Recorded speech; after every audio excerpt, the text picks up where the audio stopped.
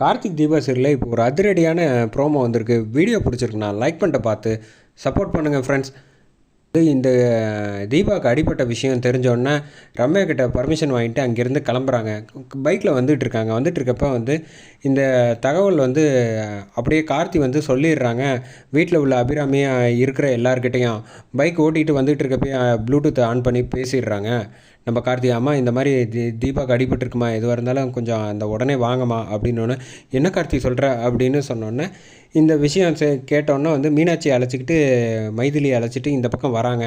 Riya phone பண்ணி கேட்குறாங்க, இந்த மாதிரி தீபாவுக்கு அடிபட்டுருச்சாமே அப்படின்னு ஐஸ்வர்யாவுக்கு சொன்னால், ஆமாம் ஆமாம் எல்லாம் தெரியும், எல்லாம் நம்ம வேலை தான் அப்படின்னோடனே, இவன் என்ன எதை கேட்டாலும் நம்ம வேலை தான், நான் தான் பண்ணேன் அப்படின்னு நம்பன்னு நம்மளையும் சேர்த்து கூட்டு சேர்த்துக்கிறா. இது எதுவாக இருந்தாலும் சரியில்லையே, ஏதாவது ஒரு பிரச்சனை இல்லை நம்ம பேரையும் சேர்த்து இழுத்து விட்ருவா. ஏற்கனவே ஆல்ரெடி வீட்டை விட்டு வெளில போயிட்டா. நம்மளாவது இந்த வீட்டுக்குள்ளே ஆனந்துக்கிட்ட தப்போ சரியோ இந்த வீட்டுக்குள்ளே அபிராமி அம்மா முன்னாடியே நடமாடிக்கிட்டு இருக்கோம். அது வரைக்கும் சந்தோஷம், இவக்கிட்ட கொஞ்சம் ஜாக்கிரதையாக இருக்கணும் அப்படின்னு யோசிச்சுட்டு இருக்காங்க. கார்த்தி கரெக்டாக அங்கே வந்துடுறாங்க ஹாஸ்பிட்டலுக்கு. வந்தோடனே இங்கே வாசலில் தீபாவை அழைச்சிட்டு ஆட்டோவில் அழைச்சிட்டு வந்தவங்க எல்லோரும் நிற்கிறாங்க.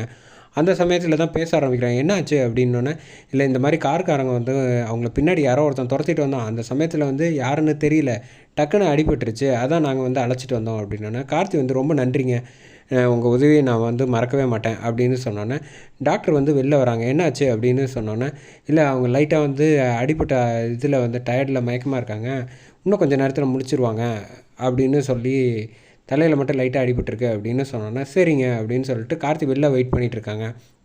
இப்போ போய் பார்க்கலாமா அப்படின்னோடனே, இல்லை சார் இப்போ பார்க்க முடியாது, கொஞ்சம் நேரம் வெயிட் பண்ணுங்கள் அப்படின்னோடனே, கரெக்டாக அபிராமி அம்மா வந்துடுறாங்க. அபிராமி அம்மா வந்தோடனே கார்த்திகிட்ட என்னாச்சு, நீ போய் பார்த்தியா அப்படின்னோடனே, இல்லை கொஞ்சம் மயக்கத்தில் இருக்கலாம், அதுக்கப்புறமேட்டுக்கு டாக்டர்கிட்ட பேசினியா அப்படின்னோடனே, எல்லாம் பேசிட்டேன், அவங்க ஒன்றும் பிரச்சனை இல்லைன்னு சொல்லியிருக்காங்க, பட் இருந்தாலும் இன்னும் பார்க்கல அப்படின்னோடனே, இப்போ கொஞ்சம் நேரம் கழித்து போய் பாருங்கன்னு சொல்லியிருக்காங்க. போய் கார்த்தி உள்ளே போகிறாங்க.